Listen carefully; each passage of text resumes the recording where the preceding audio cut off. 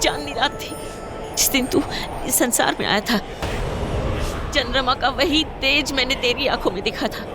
मैं जानती हूँ वो तेज मैं फिर से देखूंगी। मैं जानती हूँ तू लौट कर आएगा।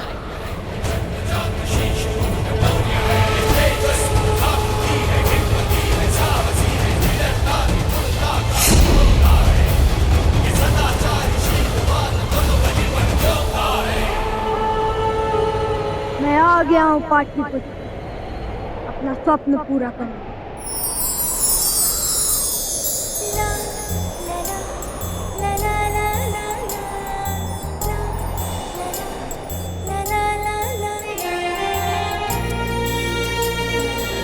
नहीं अच्छे लगते हो हमें तुम, सुना नहीं अच्छे लगते हो, जाओ।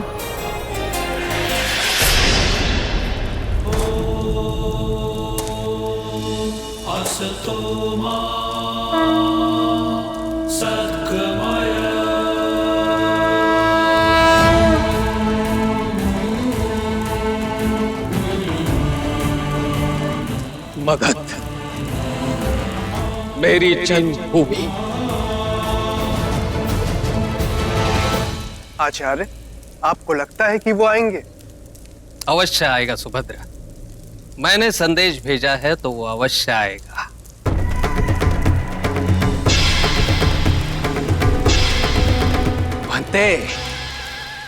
भन्ते, इतने वर्ष बीत गए, आज भी मेरा स्मरण है तुम्हें विष्णुगुप्त? कैसे भूल सकता हूँ शकता, एक साथ शिक्षा ली है हमने। हाँ, शिक्षा तो एक साथ ली, लेकिन उसका उपयोग अलग अलग किया। महाराज महापद्मानंद ने तक्षशिला के सभी ब्राह्मणों को बुलाकर कार्य देने का प्रस्ताव रखा था, पर तुमने स्वीकार नहीं किया और मैंने कर लिया। देखो आज मुझे मगध का पूरा आर्थिक प्रबंध मेरे हाथों में है। तुम्हारी शिक्षा ने तुम्हें एक राजा का दास बना दिया, परंतु मेरे ज्ञान से मैं किसी को भी राजा बना सकता हूँ। दोनों में अंतर है। तुम्हारे पास सेना है, बल है, मेरे पास बुद्धि है। तुम अपना भविष्य सुरक्षित करना चाहते हो और मैं मेरी मातृभूमि का। तुम और तुम्हारे स्वप्न छोड़ो ये सब, ये बताओ मुझे क्यों बुलाया यहाँ पे? मैं तुम्हारे राजा से मिलना चाहता हूँ। किस लिए? भारत के भविष्य से संबंधित एक अत्यंत महत्वपूर्ण बात। अनुमति पत्र दे पाओगे? अनुमति पत्र तो मैं तुम्हें दे दूंगा, परंतु महाराज महापद्मानंद तुमसे मिलेंगे नहीं, क्योंकि वो ब्राह्मणों से घृणा करते हैं। तुम अनुमति पत्र दे दो, बाकी का मुझ पर छोड़ दो।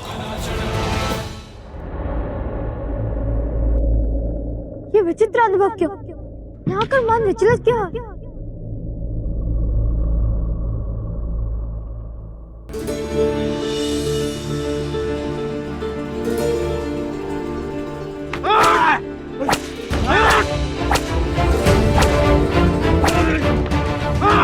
कान खोलकर सुन ले बुड्ढे, प्रजा के दिए हुए स्वर्ण से ही राजकुमारी नंदिनी का तुलादान होगा, सोना तो तुझे देना ही होगा।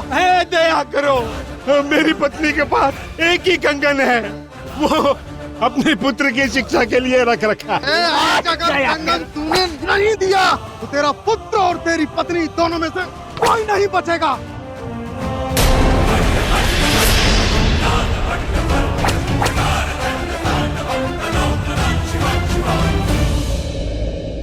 कैसा लगा? प्रजा को सताता, से बलपूर्वक धन छीनता। सुनो सुनो मगधवासियों, ध्यान से सुनो।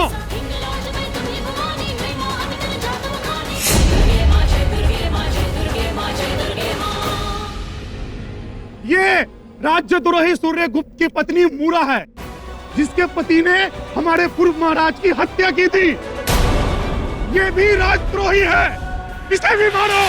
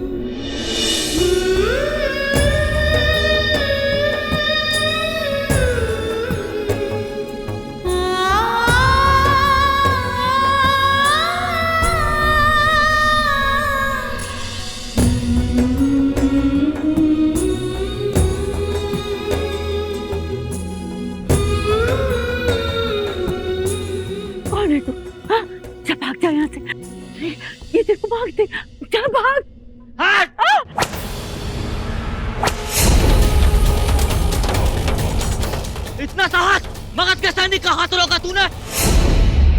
सावधान, राजकुमारी राजनंदिनी की सवारी आ रही है।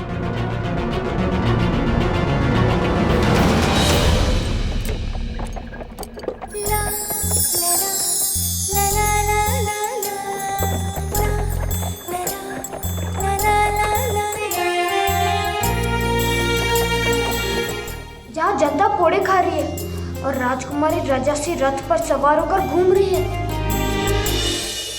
चल, ए रुक। कौन है तू? पाटलिपुत्र का तो नहीं लगता। कहाँ से आया है? पाताल ग्राम से आया हूँ। दूर हट। मेरे पास आमंत्रण पत्र है। ये तो राजकुमारी राजनंदिनी की मुद्रिका है। यह तुम्हारे पास कहाँ से आई? इसे चुराई होगी, इससे पकड़ो इसे। ये मुझे तुम्हारे महामंत्री अमात्य राक्षस जी ने दिया है। आप क्यों नहीं पूछ लेते अपने अमात्य राक्षस जी से? जिसके हाथ पैर कटने होंगे कट जाएंगे। ठीक है ठीक है, तुम भीतर जा सकते हो।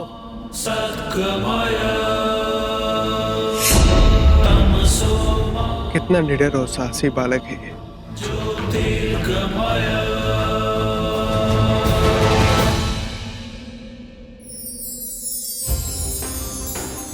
महाराज, तुलादान आरंभ किया जाए। चलो पुत्री, तुम्हारे तुलादान का समय हो गया।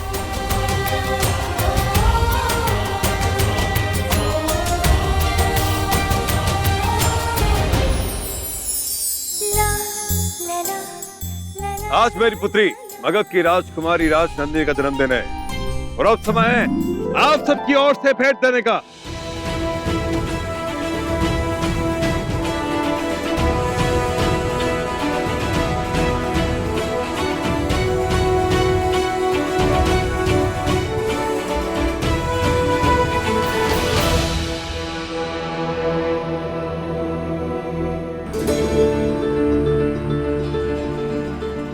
ये तो वही है जिसने मेरी रक्षा की थी।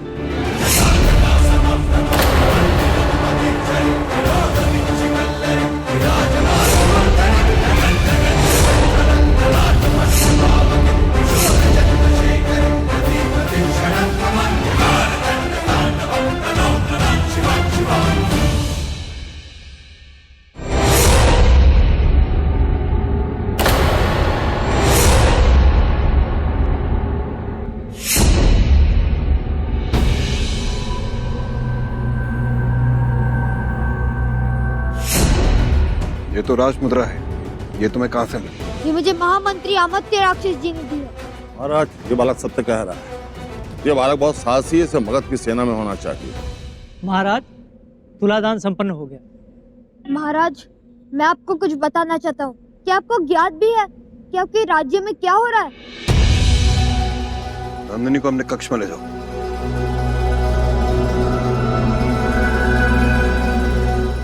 क्या चल रहा है मेरे राज्य में जो मुझे नहीं पता है? जब मैं आपके राज्य में आ रहा था तो मैंने देखा कि आपके सैनिक इन बूढ़े काका को मार रहे थे। वो कह रहे थे कि उन्हें तुलादान के लिए स्वर्ण दान करना ही होगा। महाराज, दान या उपहार तो स्वेच्छा से दी जाती है ना, बलपूर्वक तो सिर्फ लूटी जाती है।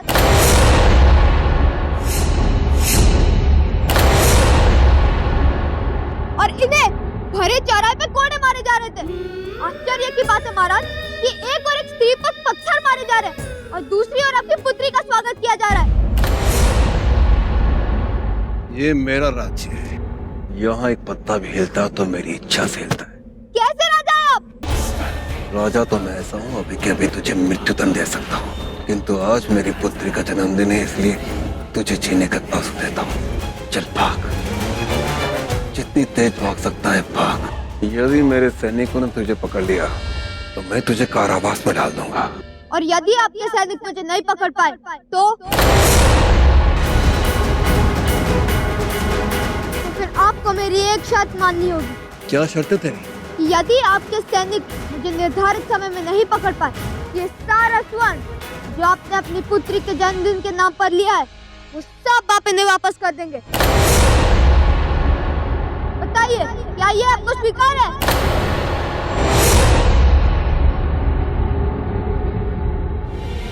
यदि मैंने ना कहा तो सबको लगेगा कि मैं इस बालक से हार गया। मुझे शर्त स्वीकार है। यदि तू हार गया तो इन सबको अपना कर दुगना देना पड़ेगा। मुझे ये शर्त स्वीकार है।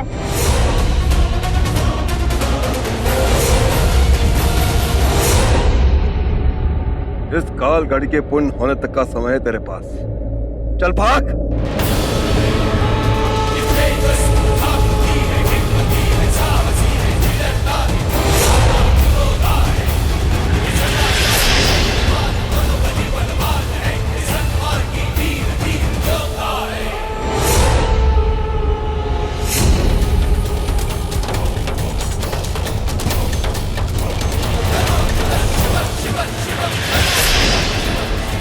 वो वहां है, पकड़ो उसे। मैं यहाँ हूँ महाराज, और मैं जीत गया। ये कोई साधारण बालक नहीं लगता। अब शर्त के आधार पर अब ये सारा स्वर्ण इन सबको वापस करेंगे। फिर कुछ नहीं मिलेगा। परंतु आपने तो कहा था। अब मैं कह रहा हूँ शर्त थी ही नहीं। राजा जो कह दे वही नियम होता है। ये तो बस एक खेल था हम सबके मनोरंजन के लिए। जो अपने वचन से पलट जाए के धन का कोई लाभ नहीं है। आप ही रखिए ये धन।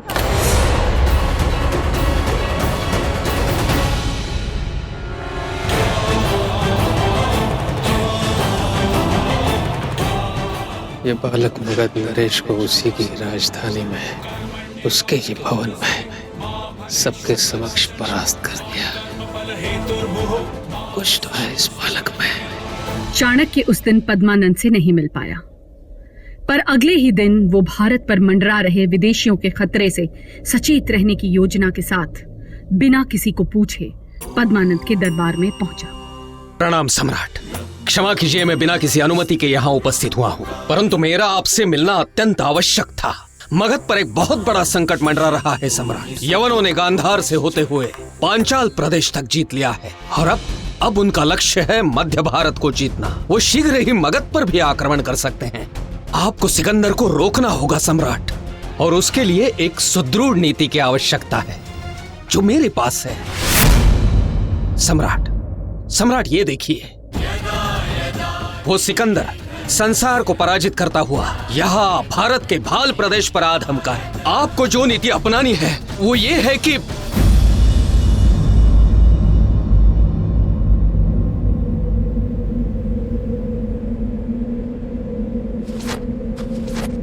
कौन हो तुम?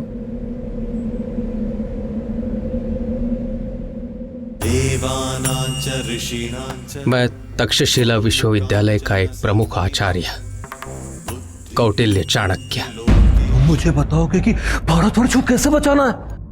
मगध सम्राट महापद्मानंद जो स्वर्ण मुद्राओं से स्नान करता है, प्रजा के मस्तकों पर अपने पांव रखकर चलता है, उसे एक मूर्ख भिक्षुक सिकंदर से डराने आया है। मैं तो डर गया। मैं गंभीर बात कर रहा हूं।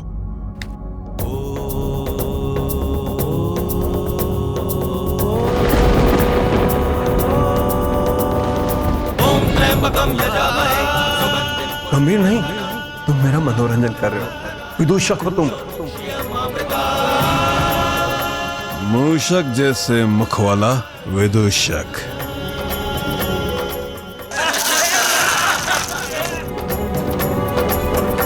अपनी भिक्षा लो और जाओ यहां से।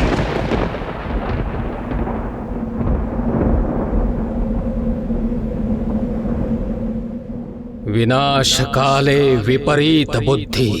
ये मत भूलिए सम्राट कि रावण के साथ भी यही हुआ था। सत्ता के मद ने आपको अंधा बना दिया है सम्राट, और यही अहंकार एक दिन आपका सर्वनाश कर देगा।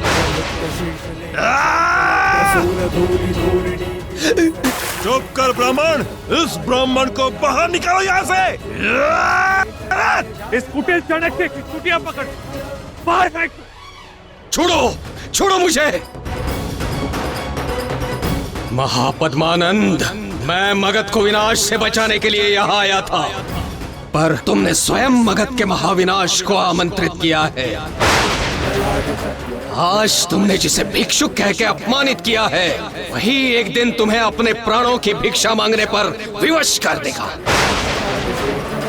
महापद्मानंद, मेरी ये शिखा तब तक खुली रहेगी जब तक तुम्हारे लहू के छींटे इस पर नहीं पड़ेंगे।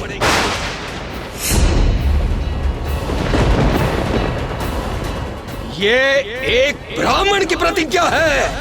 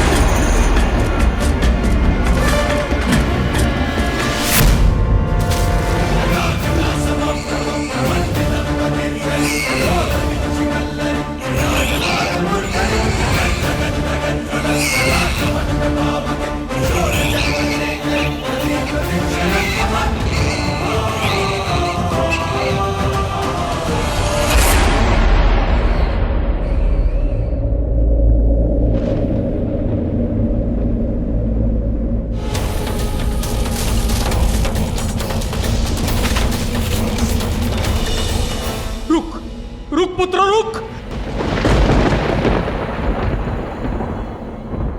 रुक जाओ।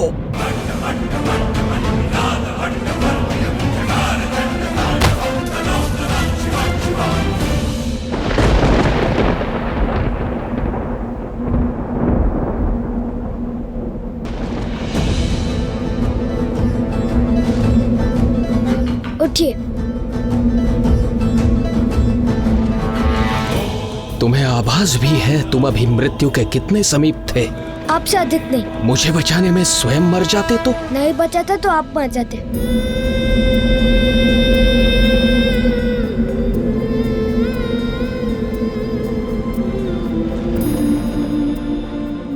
आइए साथ में खाते हैं।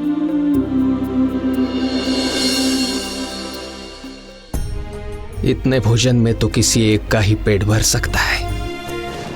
तुम खाओ। एक पूरे भरे हुए पेट से दो आधे भरे ही अच्छे हैं। आइए। एक राजा जैसी वीरता और सोच रखते हो तुम। बस राजा नहीं हूँ। चाणक्य को चंद्र में वो नजर आया जो मगध के राजा पद्मानंद में नहीं था। चाणक्य को मिला चंद्र, एक रास्ता जिस पर चलकर दोनों इतिहास का रुख बदलने वाले थे।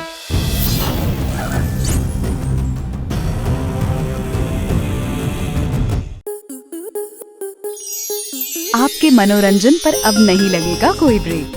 स्टार प्लस के बेहतरीन शोज देखने के लिए लाइक, शेयर और सब्सक्राइब करें स्टार प्लस यूट्यूब पेज को।